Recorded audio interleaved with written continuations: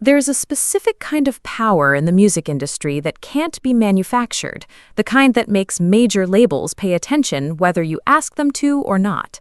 Jungkook didn't just rise as a member of the world's biggest boy band, he carved out something rarer, a solo identity that holds its own weight in one of the most competitive music markets on Earth, the United States. His streaming numbers, his vocal range, his stage presence, and the scale of his global fan base have placed him in a conversation that most artists spend entire careers trying to enter. But here's what most people overlook. The American music industry doesn't acknowledge artists out of goodwill. It follows commercial gravity. And several of the biggest names in U.S. music have found themselves in the orbit of Jungkook's growing solo trajectory. 7 of them specifically. Some of these companies have shaped the entire landscape of popular music for decades, and the one sitting at number 1, its influence over the global music industry is unlike anything else on this list. Let's get into it. Number 7. Atlantic Records. To understand why Atlantic Records belongs on this list, you first need to understand what kind of company it actually is. Because Atlantic isn't just a label, it's a machine that has shaped the commercial direction of American popular music for nearly 8 decades. And its roster reads like a history lesson in what mainstream success actually looks like. Atlantic Records was founded in 1947 in Washington, D.C. by Ahmet Ertegun and Herb Abramson. What started as a small independent label focused on rhythm and blues grew into one of the most powerful record labels in American music history. The company signed artists like Ray Charles, Aretha Franklin, Led Zeppelin, and later Coldplay, Bruno Mars, Cardi B, Ed Sheeran, and Lizzo. Atlantic has consistently ranked among the top labels in terms of market share, chart performance, and streaming numbers in the United States. Today, it operates as a division of Warner Music Group and maintains one of the most competitive rosters in the global music industry. What makes Atlantic particularly relevant to a conversation about Jungkook is not just its scale, it's its proven track record with pop artists who operate at an international level. Atlantic has demonstrated repeatedly that it knows how to take an artist with crossover appeal and build them into a mainstream commercial force in the American market. That specific capability is exactly what becomes relevant when you examine Jungkook's solo trajectory. Jungkook officially launched his solo career with the release of 7 featuring Latto in July 2023. That single debuted at number 1 on the Billboard Hot 100, making Jungkook the first Korean solo artist in history to debut at that position. The song accumulated over 100 million streams on Spotify within its first week of release, setting a new record for a Korean solo act. It spent multiple weeks in the top 10 globally and reached number 1 in over 50 countries. That is not a regional success story. That is a global commercial event. His debut solo album, Golden, released in November 2023, entered the Billboard 200 at number 2 and contained multiple charting singles. The album featured collaborations with artists like Jack Harlow and showcased a deliberate shift toward an English-language pop and R&B sound, the exact sonic territory where Atlantic has historically exercised the most commercial influence. The album's lead single, Standing Next to You, also performed strongly on global charts and demonstrated Jungkook's ability to sustain momentum beyond a single promotional cycle. From a pure commercial standpoint, these are the numbers a label like Atlantic tracks: Billboard chart performance, streaming velocity, first-week consumption figures, and the ability to generate cultural conversation. Jungkook has demonstrated all of them at a scale that very few solo artists achieve in their debut solo cycle. Atlantic has a particular strength in developing artists who blend multiple genres, pop, R&B, hip-hop, into a cohesive mainstream sound. That blend is precisely what Jungkook has been gravitating toward in his solo work. The production on Golden reflected an intentional move toward a sound that resonates with the American market, without abandoning the vocal-forward approach that built his core audience across Asia and globally. There is also the matter of the BTS fandom, ARMY, which represents one of the most organized, commercially active fanbase ecosystems in modern music. This fanbase doesn't just stream music passively, it coordinates purchasing campaigns, chart pushes, and promotional efforts at a scale that most labels would consider extraordinary. When Jungkook releases music, the commercial machinery of that fanbase activates immediately. For a label that deals in numbers and market reach, that kind of built-in commercial infrastructure is not something that can be replicated through traditional A&R development. It exists, it's proven, and it is part of what makes Jungkook's commercial profile uniquely compelling. Atlantic's ability to market artists across radio, streaming, social media, and live performance channels simultaneously and at a global scale is something that directly maps on to the kind of artist Jungkook has already shown himself to be. His TikTok presence, his performance on major U.S. television programs, and the scale of his digital footprint all point to an artist who can operate across the full width of the modern promotional landscape. Atlantic knows exactly how to maximize that kind of multi-platform reach. It's also worth noting that Atlantic has experience with K-pop adjacent content.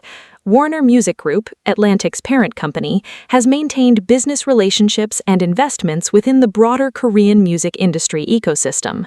The global growth of K-pop as a genre has not gone unnoticed by major U.S. labels, and Atlantic, operating within the largest music conglomerate in terms of market reach at various points in history, is no exception to that attention. None of this means a formal partnership is imminent or even confirmed. The music industry rarely makes that kind of announcement in advance. What it does mean is that when industry professionals inside Atlantic evaluate the current landscape of global pop, who's charting, who's streaming, who's generating cultural momentum in the American market, Jungkook's name is not an outlier.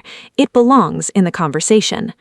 Atlantic Records built its legacy by recognizing commercial gravity before it became obvious to everyone else. Ahmet Ertegun famously said he wanted to sign artists who had something genuine to say through their music. Whether that philosophy fully applies to every modern signing is debatable, but the commercial instinct that drives Atlantic's decision-making is not. And Jungkook, at this stage of his career, has the numbers to demand that instinct's attention. But Atlantic, for all its history and commercial weight, is only the starting point of this list. The label sitting one spot higher has a story that connects even more directly to the infrastructure that carries Jungkook's music to American audiences, and the scale of what it has built is worth understanding in full. Number 6. Columbia Records. Columbia Records holds a distinction that very few companies in any industry can claim. It is the oldest surviving brand name in recorded music. Founded in 1888, originally as a regional distributor for phonograph cylinders, Columbia eventually became one of the foundational pillars of the American recording industry, and today it operates as a flagship label under Sony Music Entertainment. That lineage matters because Columbia hasn't survived for over a century by accident. It has done so by consistently identifying and developing artists who define the commercial and cultural center of popular music in their era.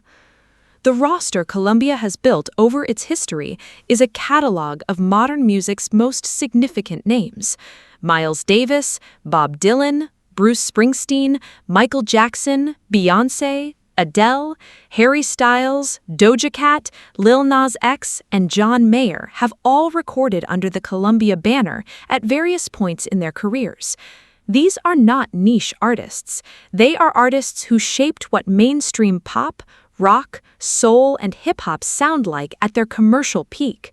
That is the environment Columbia has historically cultivated, one where talent at the top of its game finds the infrastructure to operate at the highest level. Sony Music Entertainment, Columbia's parent company, has a direct and well-documented connection to the Korean music industry that makes this entry more than just a historical footnote. In 2021, Sony Music Entertainment made a significant investment in Hybe, the South Korean entertainment company that manages BTS and, by extension, Jungkook. Sony acquired a stake in Hybe as part of a broader strategic alignment between the two companies. That investment was not simply financial, it signaled a formal recognition by one of the world's largest music conglomerates that the commercial ecosystem surrounding BTS and its members represented a serious long-term business interest. That relationship creates a structural context that is worth understanding clearly. When Jungkook releases music, whether as part of BTS or as a solo artist, the distribution and promotional infrastructure that supports that music includes pathways that flow through the Sony Music Network globally. Columbia, as Sony's premier label in the United States, sits within that same corporate architecture. The relevance is not speculative, it is embedded in the corporate architecture of how Jungkook's music reaches American audiences. From a commercial standpoint, Jungkook's solo numbers are the kind Columbia's A&R teams are designed to amplify. Seven debuting at #1 on the Billboard Hot 100 in 2023 was not just a cultural moment, it was a data point that reframed the commercial ceiling for Korean solo artists in the US market. Columbia has built its modern identity on artists who can generate exactly that kind of chart impact. Adele's 21 and 25 both debuted at #1 on the Billboard 200 through Columbia, with 25 selling over 3.3 million copies in the United States in its first week, a record at the time for any artist in the SoundScan era. Harry Styles' Harry's House debuted at #1 on the Billboard 200. The label understands what it means to market and distribute music for artists with global fan bases, and it knows how to convert that global attention into sustained American chart performance. The bilingual dimension of Jungkook's catalog is also relevant here. Columbia has demonstrated comfort with artists who operate across language and cultural boundaries. The label's international divisions and its position within Sony's global structure give it both the experience and the infrastructure to handle music that doesn't fit neatly into one national market. Jungkook's ability to release Korean-language tracks that chart internationally alongside English-language crossover singles is a commercial profile that Columbia's global distribution apparatus is built to handle. There is also the question of longevity. Columbia does not typically invest its marketing resources in artists who generate a single moment of attention and then fade. The label's biggest success stories are built on sustained commercial relevance across multiple album cycles. Bob Dylan's relationship with Columbia spanned decades. Beyoncé's Columbia tenure included some of the most commercially dominant album releases of the 2000s and early 2010s. The pattern is consistent. Columbia identifies artists with genuine long-term potential and builds the infrastructure around them to sustain that momentum. Jungkook's trajectory suggests he is the kind of artist who fits that pattern. His solo debut cycle demonstrated not just an initial burst of chart activity, but the ability to maintain streaming performance and public attention across an extended period. Golden didn't simply spike and disappear, it continued to generate streaming numbers and cultural engagement well beyond its initial release window.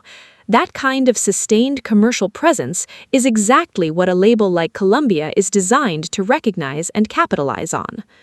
His vocal capability is also worth addressing directly in this context, because Columbia has historically placed a premium on artists with genuine technical ability. The label that developed Miles Davis and signed Adele is not indifferent to the quality of what an artist does with their voice.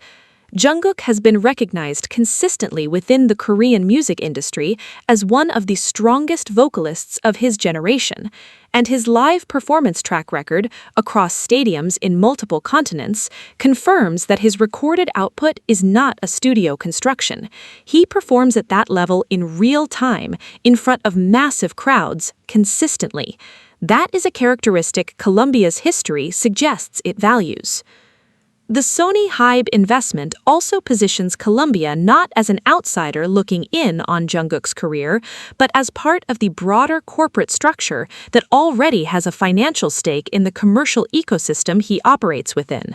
That context changes the nature of the relationship from theoretical to structural.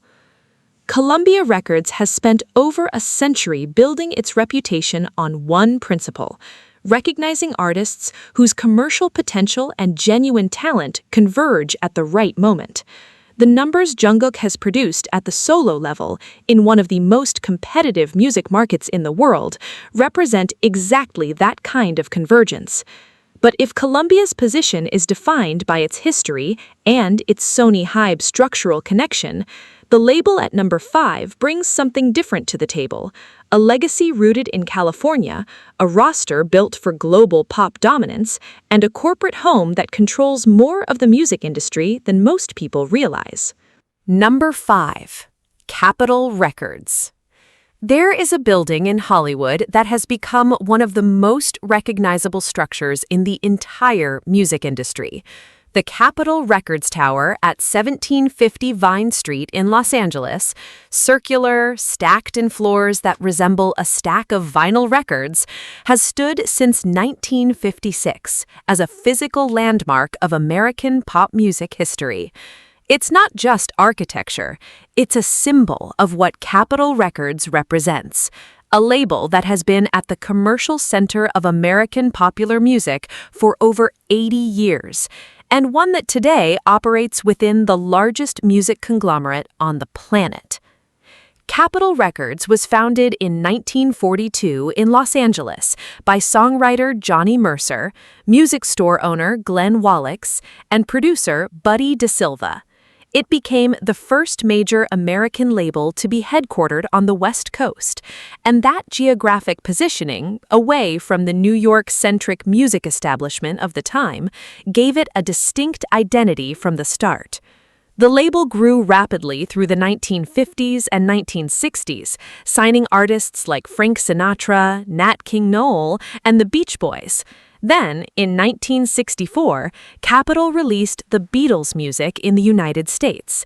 That single decision altered the trajectory of American pop music, and it established Capitol as a label capable of introducing international artists to the American mainstream at the highest level.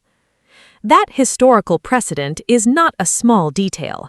Capitol has done before, successfully and at an enormous scale, exactly what would be required to fully integrate an internationally established artist like Jungkook into the American pop mainstream. Today, Capitol operates as part of Capitol Music Group, which is itself a division of Universal Music Group, the largest music company on the planet by market share. Capitol Music Group also encompasses labels such as Virgin Music Group, Motown Records, and Blue Note Records, giving it a diverse portfolio that spans pop, R&B, hip-hop, and beyond. This structure places Capitol within an ecosystem of resources, distribution channels, and cross-label promotional capabilities that very few standalone labels can match. Capitol's modern roster reflects its continued relevance at the commercial peak of the industry. Artists including Katy Perry, Sam Smith, Dua Lipa, Khalid, Brockhampton, Paul McCartney, and 5 Seconds of Summer have recorded under the Capitol banner. The label's ability to work with artists across a wide demographic range, from legacy acts to emerging digital native performers, demonstrates a flexibility that is directly relevant to a conversation about Jungkook's commercial profile. Jungkook's strengths align with what Capitol has demonstrated expertise in developing. His digital footprint is substantial. As of 2023, BTS, including Jungkook, hold multiple Spotify streaming records, and Jungkook's solo release, 7, generated over 100 million Spotify streams in its first week. Capitol has consistently worked with artists whose primary commercial strength lies in streaming-era music metrics. Dua Lipa's Future Nostalgia, released through Capitol in 2020, became one of the most streamed albums that year globally and won the Grammy Award for Best Pop Vocal Album in 2021. The label knows how to build and sustain a streaming-era pop career at the top of the market. Jungkook's vocal capability is one of the most commercially significant elements of his profile, and Capitol has historically placed its biggest investments behind artists with demonstrable technical skill.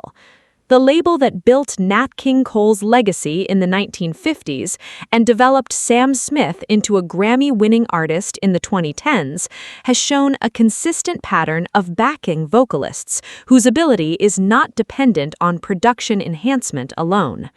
Jungkook's live performance record across BTS stadium tours that have grossed hundreds of millions of dollars in ticket revenue establishes that his recorded vocal output reflects genuine technical ability.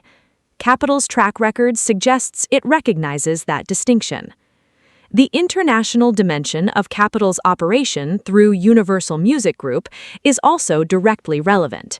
UMG operates in over 60 countries, and Capitol's music reaches global audiences through that infrastructure.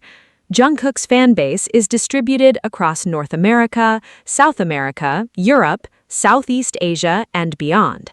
A label that can activate promotional and distribution channels across all of those territories simultaneously is a natural fit for an artist whose commercial footprint is genuinely global. Not aspirationally global, but demonstrably so. Capitol's experience with non-American artists is particularly worth noting. The label's history with the Beatles established a template for how an internationally successful act can be introduced to the American market with full commercial support behind them. In more recent years, Capitol has worked with artists from the UK and Australia, Sam Smith, Dua Lipa, and 5 Seconds of Summer, demonstrating that it has not lost its fluency in marketing non-American artists to American audiences. The challenge of taking a non-American artist into the US mainstream is not a new problem for Capitol. It is one the label has solved repeatedly. Jungkook's English-language work on Golden, including 7, 3D featuring Jack Harlow, and Standing Next to You, demonstrated that he can produce commercially competitive pop music in English without sacrificing his vocal identity that defines his appeal. That is a significant capability. Not every K-pop artist attempting crossover work in English has managed to retain artistic credibility alongside commercial ambition. Jungkook's Golden Cycle received broadly positive reception from American music critics and charted consistently across Billboard's various tracking formats. Capitol's position within Universal Music Group also sets up the next entry on this list in an important way. Because Capitol is not just a label operating independently, it is part of a layered corporate structure where labels, distribution networks, and publishing arms interact constantly. Understanding Capitol begins to understand the full scale of the universal ecosystem, which becomes increasingly relevant as we move higher on this list. The label that shaped American pop for over 80 years, the one that brought the Beatles to the United States, still knows how to recognize commercial gravity when it sees it, and Jungkook's solo numbers have produced exactly that kind of gravity in the American market. But the next label on this list brings a different kind of history, one forged not in Hollywood, but in the harder edges of American rock, and later refined into a vehicle for some of the biggest names the music industry has ever produced. Number 4. Geffen Records. Not every label earns its reputation through longevity alone. Some earn it through a specific kind of instinct. The ability to recognize artists operating at the edge of what mainstream music is willing to accept, back them fully, and watch that edge become the new center. Geffen Records built its entire identity on that instinct, and the story of how it was founded tells you everything you need to know about the kind of commercial ambition it has consistently represented. David Geffen launched Geffen Records in 1980, and within its first year of operation, the label signed John Lennon and Yoko Ono. Lennon's Double Fantasy, the last album he completed before his assassination in December 1980, was a Geffen release. The label then went on to sign Elton John, Donna Summer, Asia, and Peter Gabriel in its early years. But it was the mid to late 1980s and the 1990s that defined Geffen's commercial and cultural identity most sharply. During that period, the label released music by Guns N' Roses, Nirvana, Aerosmith, Beck, and Hole. These were not safe, calculated commercial bets. They were artists operating at the frontier of what American popular music was doing at the time, and Geffen backed each of them when that frontier was still uncertain. Nirvana's Nevermind, released on Geffen Records in September 1991, sold over 30 million copies worldwide and is consistently cited as one of the most commercially and culturally significant albums in modern music history. The fact that Geffen signed Nirvana, a band from Aberdeen, Washington, with an abrasive sound that didn't fit any established mainstream template at the time, says something precise about the label's historical appetite for artists who don't fit neatly into existing commercial categories. Today, Geffen Records operates as part of Universal Music Group through the Interscope Geffen A&M label group, which gives it access to the full scale of UMG's global distribution and promotional infrastructure. The label has continued to evolve its roster in recent years, with a renewed focus on discovering and developing artists who command strong digital audiences. This strategic pivot towards streaming-era metrics is directly relevant to a discussion of Jungkook, whose commercial strength in the digital space is among the most documented in modern pop music. The Hybe Universal Music Group relationship is a structural context that makes Geffen, as part of the UMG ecosystem, directly relevant here. Hybe America, established in 2021, operates as Hybe's base for expanding its artist roster and business operations in the United States. Universal Music Group has maintained distribution and promotional partnerships with Hybe that extend across multiple UMG label divisions globally. Geffen, as a label within that UMG structure, sits inside the same corporate network that already has a working relationship with the ecosystem Jungkook operates within. Jungkook's commercial profile maps closely to the type of artist Geffen has historically been willing to invest in, an act with a defined identity, a proven global audience, and the kind of fan base that doesn't require a label to build from zero. When Geffen signed Nirvana, the band already had a devoted underground following that gave the label a commercial foundation to build on. When Geffen worked with Guns N' Roses, the band had already demonstrated arena-level demand. The pattern is consistent. Geffen does not typically manufacture audiences from scratch.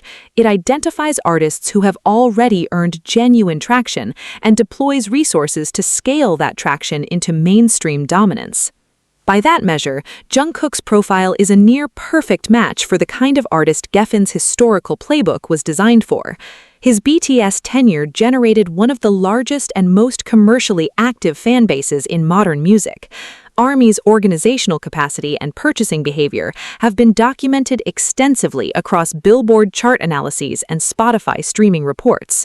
His solo debut built on that foundation and demonstrated that the audience was not exclusively tied to the group context. Seven debuted at #1 on the Billboard Hot 100. Golden debuted at #2 on the Billboard 200. These are not numbers that require a label to create an audience. They are numbers that demonstrate an audience already exists at full scale. Geffen's identity within Universal Music Group also gives it a specific relevance to the K-pop crossover conversation that has been building throughout the 2010s and 2020s. UMG's global reach means that its label divisions, including Geffen, have accumulated substantial data on how K-pop content performs across international markets. That data informs how UMG structures its relationships with Korean music companies and how individual labels within the UMG system approach Korean artists who are demonstrating crossover capability in the American market. Jungkook's numbers make him one of the clearest data points in that analysis. There's also a production dimension worth addressing.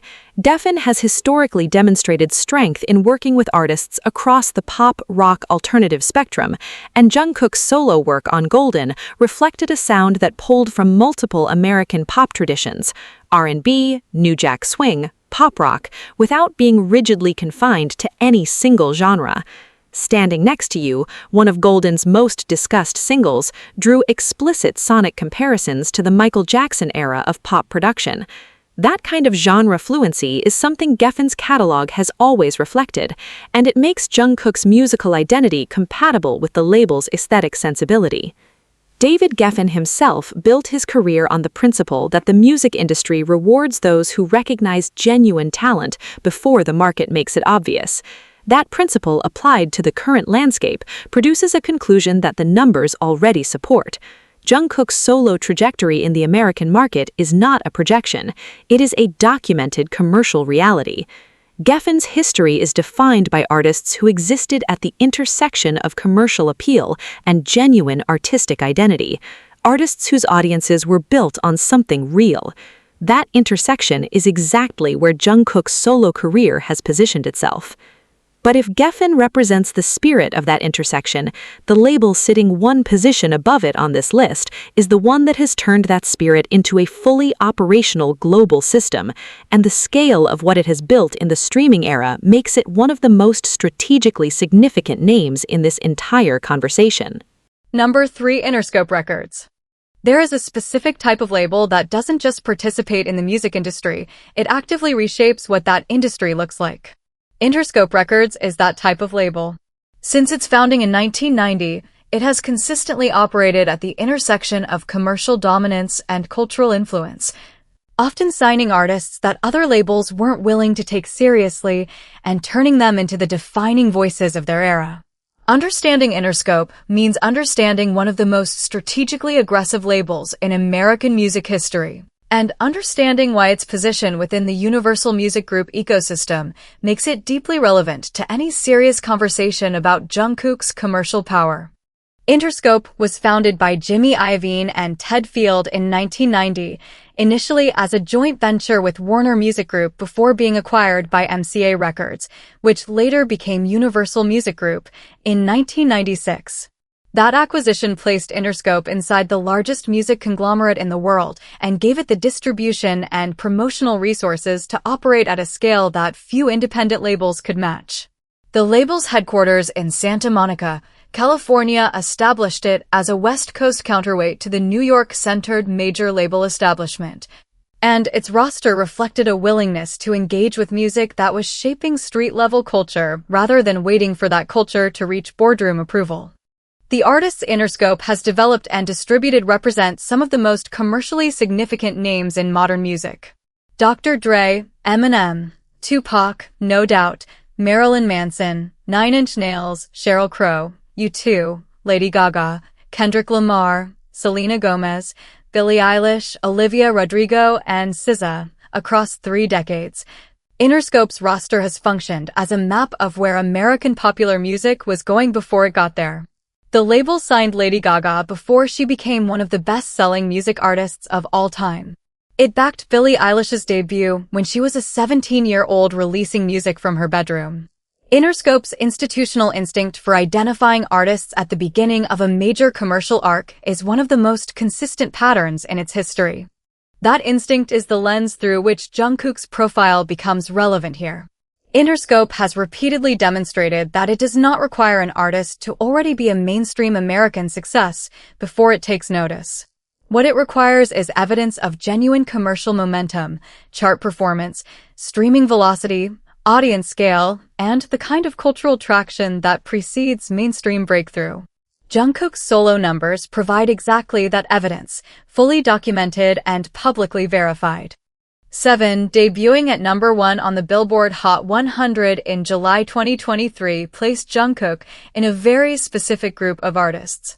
The Billboard Hot 100 number 1 position is the most scrutinized commercial metric in the American music industry, and a debut at that position, rather than a gradual climb, signals an artist with the kind of concentrated fan-base mobilization and streaming power that labels like Interscope track closely. For context, Billie Eilish's Bad Guy spent 4 weeks at number 1 on the Hot 100 in 2019. Interscope's experience managing that level of chart dominance for a young solo artist demonstrates exactly the kind of infrastructure that becomes relevant when Jungkook's numbers are placed alongside it.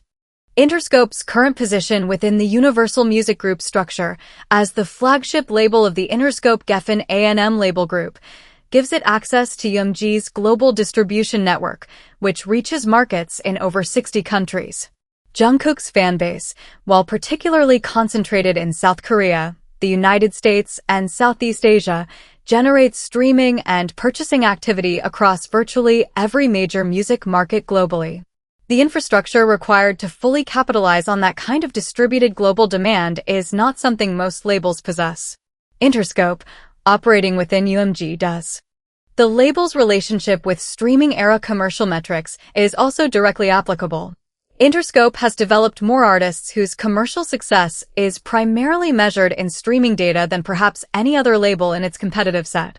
Olivia Rodrigo's Driver's License, released through Interscope in January 2021, broke the record for first-week Spotify streams at the time with over 76 million streams in 7 days.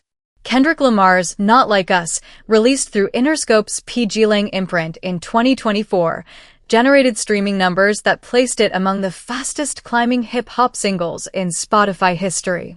Interscope understands streaming as a primary commercial language, and Jungkook is fluent in that language at a level that few artists can match.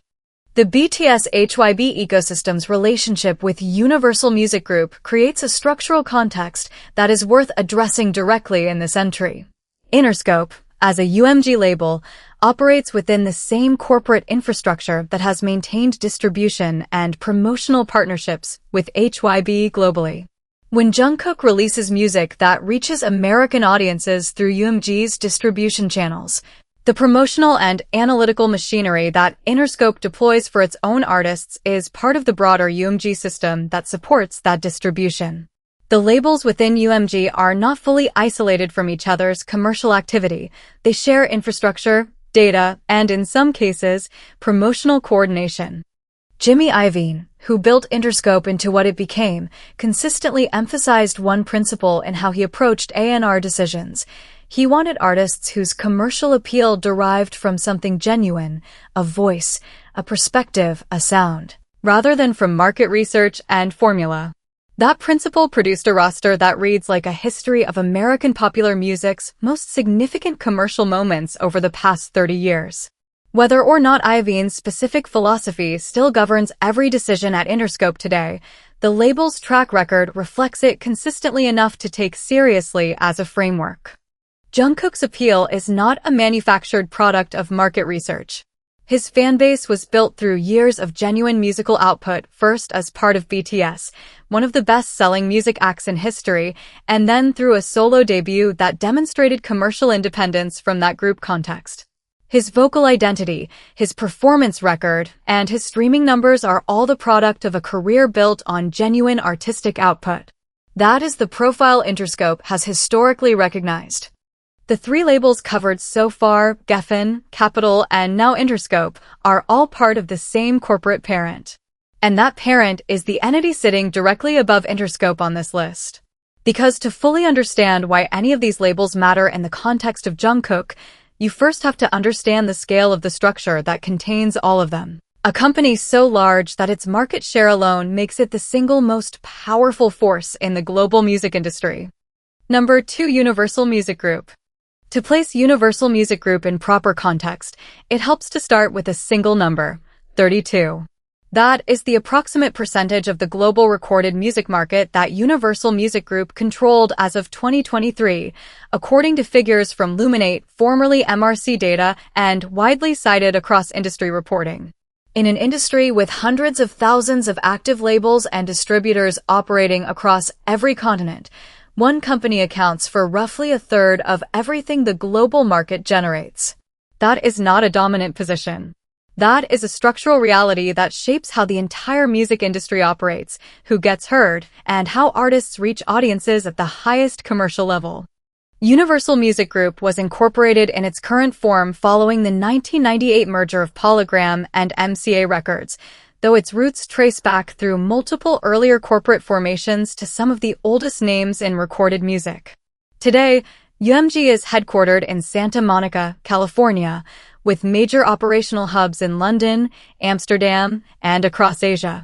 The company went public on the Euronext Amsterdam Stock Exchange in September 2021, with an opening market capitalization of approximately 33 billion euros, making it one of the most valuable entertainment companies on the planet. Its major shareholders have included Vivendi, Tencent Music Entertainment Group, and SoftBank, and Pershing Square Capital Management, led by Bill Ackman, acquired a significant stake around the time of the IPO. The label divisions operating under UMG's umbrella represent the most concentrated collection of music industry power assembled under a single corporate structure anywhere in the world. Republic Records, Capitol Music Group, Interscope Geffen A&M, Def Jam Recordings, Island Records, Verve Label Group, Mercury Records, Motown Records, Virgin Music Group, and dozens of additional imprints across international markets all operate within UMG's corporate architecture. Each of those labels brings its own history, its own roster, and its own A&R identity, but all of them draw on the same global distribution infrastructure, the same streaming relationship agreements with Spotify, Apple Music, and Amazon Music, and the same promotional network that UMG has built over decades. The practical implication of that scale is this: when a UMG artist releases music, it reaches more markets, more playlists, and more promotional touchpoints than virtually any non-UMG artist can access through alternative distribution. Spotify's editorial playlists, Apple Music's algorithmic and human-curated recommendations, and TikTok's licensing agreements with major labels all factor into how music surfaces for global audiences.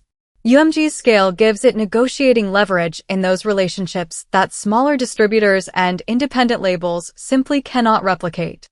This is the infrastructure context within which Jungkook's music already operates in part, and it is the context that makes UMG's position on this list more than symbolic. Hybe, Jungkook's parent company, completed a notable strategic alignment with Universal Music Group in 2021. That year, Hybe America was established in Los Angeles, and UMG's involvement in supporting Hybe's international expansion was formally part of the strategic rationale. UMG's global distribution network and its established relationships across the American radio, streaming, and promotional landscape were identified as key assets for supporting Hybe artists, including BTS and its members, in reaching American and Western audiences at maximum scale. The commercial result of that alignment is documented in Jungkook's solo numbers. 7, released in July 2023, generated over 100 million Spotify streams in its first week, a figure that places it among the fastest streaming singles in the platform's history for a Korean solo act. Its debut at #1 on the Billboard Hot 100 was supported by the full promotional and distribution apparatus that UMG's network provides. The playlist placements, the radio promotion, the retail distribution, the streaming pitching, all of that flows through infrastructure that UMG controls at a scale no other music company matches. UMG's relationship with the K-pop ecosystem is not limited to Hybe. The company's subsidiary Tencent Music Entertainment, which held a stake in UMG, also has deep connections to the Chinese music streaming market, creating additional pathways for Asian artists whose commercial footprints extend across East and Southeast Asia as well as Western markets. Jungkook's geographic commercial distribution, strong in South Korea, Southeast Asia, North America, Latin America, and Europe, maps directly onto the markets where UMG's distribution infrastructure is most firmly established. It is also worth addressing UMG's publishing arm, Universal Music Publishing Group, which is the world's largest music publisher by catalog and revenue. UMPG manages the publishing rights for some of the most commercially valuable song catalogs on the planet. For an artist like Jungkook, whose songwriting contributions to BTS's catalog are substantial, he has writing credits on numerous BTS tracks. The publishing dimension of UMG's operation represents an additional layer of relevance. The commercial management of song rights across streaming, sync licensing, and broadcast represents a significant revenue stream for artists operating at Jungkook's level, and UMG's scale makes it one of the most powerful entities in that space globally. UMG's strategic positioning also reflects a clear recognition that the center of gravity in global popular music has been shifting. The company's investments in K-pop adjacent businesses, its formal partnership with Hybe, and its broader expansion into non-English language pop markets all reflect an institutional acknowledgement that the American market no longer operates as a unidirectional cultural export machine. Music now flows in multiple directions simultaneously, and artists who originate outside the United States, particularly from South Korea, Latin America, and West Africa, are generating commercial numbers in the American market that the industry can no longer categorize as anomalies. They are the new normal. UMG, more than any other company in the industry, has the scale to capitalize on that shift, and Jungkook is one of the clearest examples of the artist profile that shift produces. The 32% global market share, the multi-billion euro valuation, the label network spanning every major market on Earth, all of it points to a company that doesn't just participate in the music industry. It defines the parameters within which the industry operates. But within that structure, one label has consistently outperformed every other division in terms of American chart dominance, Billboard recognition, and the commercial production of global superstars. And that label is where this list ends, because its specific combination of scale, ambition, and documented success makes it the most commercially significant name in the context of Jungkook's American trajectory. Number 1, Republic Records. There is a specific claim that Republic Records has made publicly and repeatedly, and it is worth stating precisely because it establishes the context for everything that follows. Republic Records has been recognized by Billboard as the number 1 label in the United States for multiple consecutive years across the 2010s and into the 2020s. Measured by total chart points across the Billboard Hot 100 and Billboard 200 simultaneously. That dual dominance, across both the singles chart and the album chart, is a metric that separates Republic not just from its competitors, but from every other label operating within the American market. No other label has maintained that level of combined chart performance with comparable consistency over the same period. Republic Records was founded in 1995 by Monty and Avery Littman as an independent label before being acquired by Universal Music Group in 2000. That acquisition gave Republic access to UMG's global distribution infrastructure while allowing it to maintain the entrepreneurial identity that the Littman brothers had built from the beginning. The label's headquarters in New York City positioned it differently from the Los Angeles-centric major label landscape, and that distinction has historically informed its approach to signing and developing artists, aggressive, data-aware, and built around long-term commercial sustainability rather than short-term chart opportunism. The roster Republic has assembled represents one of the most commercially productive collections of artists in the modern music industry. Taylor Swift, Drake, Ariana Grande, The Weeknd, Post Malone, Nicki Minaj, Lorde, Florence and the Machine, Haley Steinfeld, and Pierre-Edouard XDDOR. These are not artists who happen to succeed on their own. They are artists whose careers were built, sustained, and scaled through Republic's specific combination of promotional infrastructure, data analytics, and strategic patience. Taylor Swift's Fearless in 2008, 1989 in 2014, Folklore in 2020, and Midnights in 2022 all debuted at number 1 on the Billboard 200 through Republic.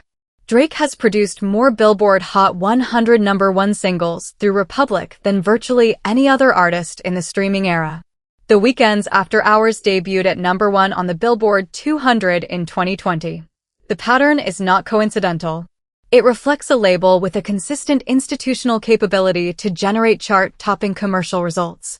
That institutional capability is what places Republic at the top of this list, because it is precisely the kind of infrastructure that would amplify what Jungkook has already proven he can generate independently. 7. Debuting at number 1 on the Billboard Hot 100 in July 2023 happened within an ecosystem where Republic's promotional and distribution machinery was already part of the broader UMG infrastructure supporting Hybe's American operations.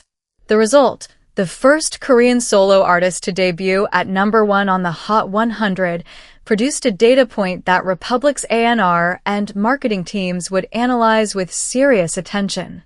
Number 1 is Republic's operating standard. Jungkook reached it on his solo debut single.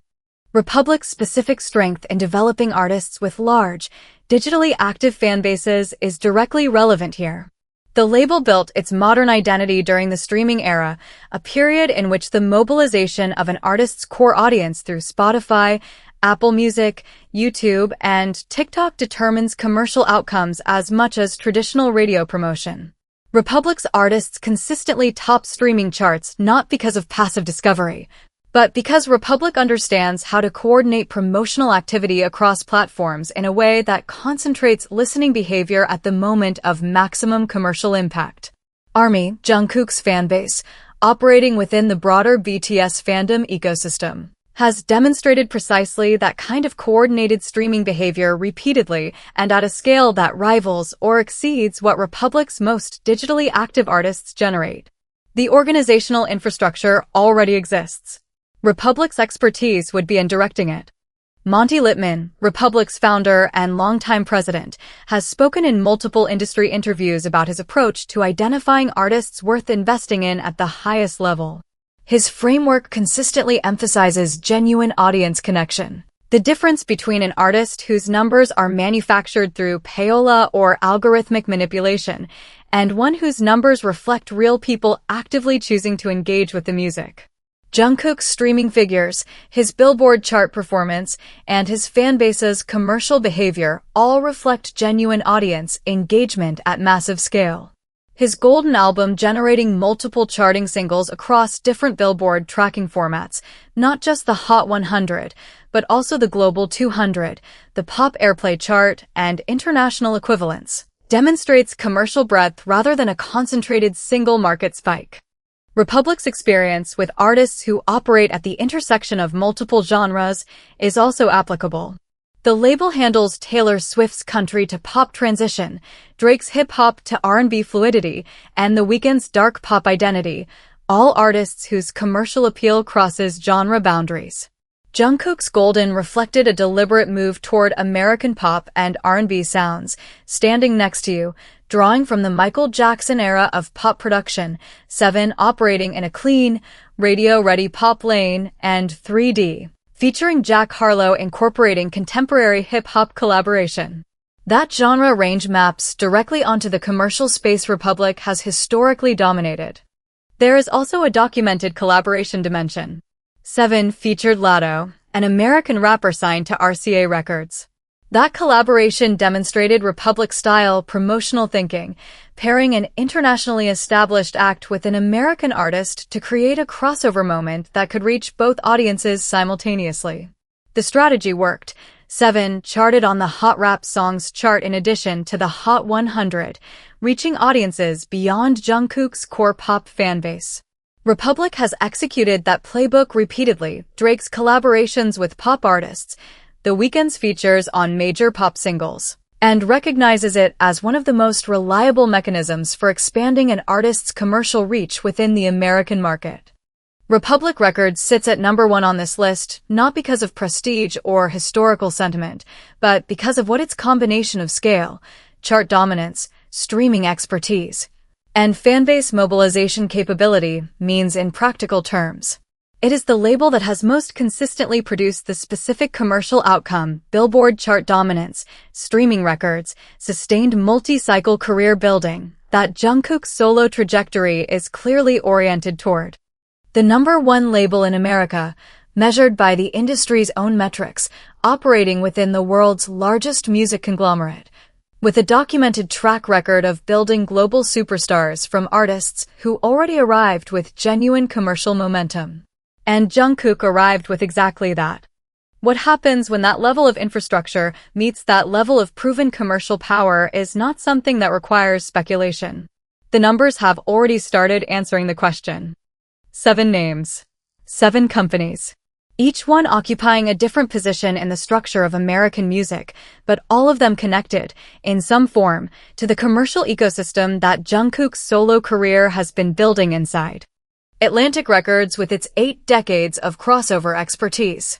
Columbia Records, whose parent company Sony Music made a direct financial investment in Hybe. Capitol Records, the label that first introduced the Beatles to American audiences. Geffen Records, built on the principle of recognizing artists before the market makes it obvious. Interscope Records, the streaming era's most consistent producer of chart-defining moments. Universal Music Group, controlling roughly a third of the global recorded music market and already structurally aligned with Hybe's international ambitions. And Republic Records, by Billboard's own measurement, the #1 label in the United States, whose entire institutional identity is built around doing exactly what Jungkook's solo numbers suggest is already in motion. None of this is about hype. It's about what the data shows and what industry architecture actually looks like when you examine it closely. The commercial case for Jungkook in the American market isn't built on fan-base loyalty alone, though that loyalty is real and documented at scale.